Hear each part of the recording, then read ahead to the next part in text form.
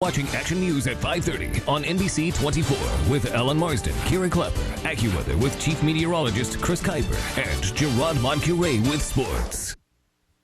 Dive teams spent the day searching Black Butte Lake for the body of an Orland man who is believed to have drowned Sunday night. Action News reporter Brian Callahan joins us now with the latest on the search efforts. Brian. Alan, Kira, about a dozen of Luis Salgado's friends and family gathered at the Orland Buttes campground this morning to keep a watchful eye on the search for the 34-year-old. There was very little activity on Black Butte Lake Monday afternoon, but there were a lot of eyes watching from the shore as Glenn County Sheriff's deputies searched a cove for the body of Luis Salgado. The 34-year-old was last seen around 6 Sunday evening when he jumped off his boat into the water about 100 yards from shore. We have a dive team that we're having the water searching the location. That dive team started their search around 11 Monday morning, spending 15 to 20 minutes underwater before resurfacing to replenish their tanks. Even though the pair can cover large areas in that time, visibility was slowing their search. Once they get down to about 25, 27 feet, they have approximately 2 feet of visibility. The search crew was also using a fish finder on the boat in an attempt to narrow the search area. We're going to need to use the sonar on the boat to see if we can do a grid search of the area while the divers are resting. Deputies plan to continue their search until darkness sets in and reevaluate the situation before Tuesday morning. Salgado's drowning is the second at the lake this month. 14-year-old Angel Valdovinos Martinez drowned on the 4th of July. For Action News, I'm Brian Callahan. Thank you, Brian. A decision to ground 6 firefighting aircraft has North State citizens wondering what it might mean for us here. On Friday, the U.S. Forest Service essentially grounded all fire tanker aircraft belonging to the Sacramento-based Aero Union for safety reasons.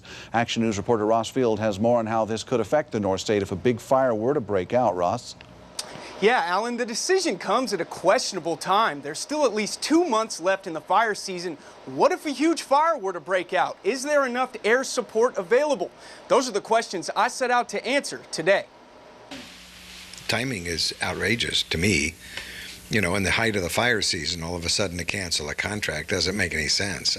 Paradise resident Arthur Pollock is all fired up. Quite frankly, his house on Neal Road can't survive another blaze like the Humboldt fire in 2008. It was a nightmare, and we wouldn't want to go through it again.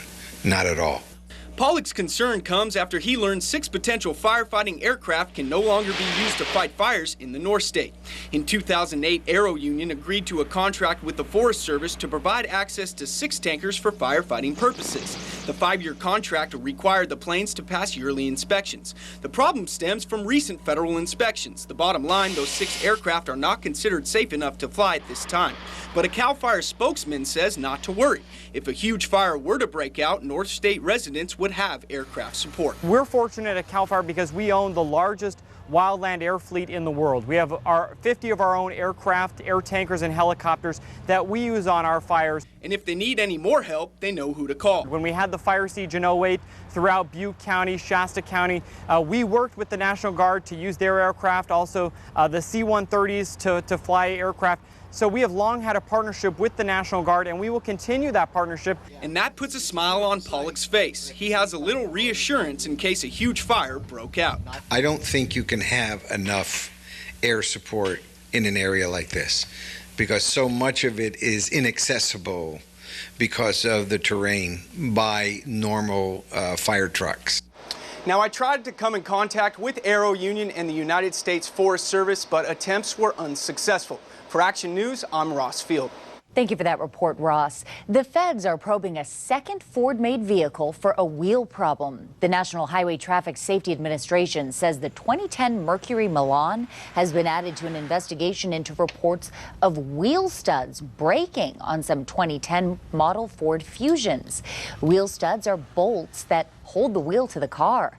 The investigation affects more than 317,000 of those vehicles. We should mention no crashes nor injuries have been reported, but in 4 reported cases, wheels did become separated from the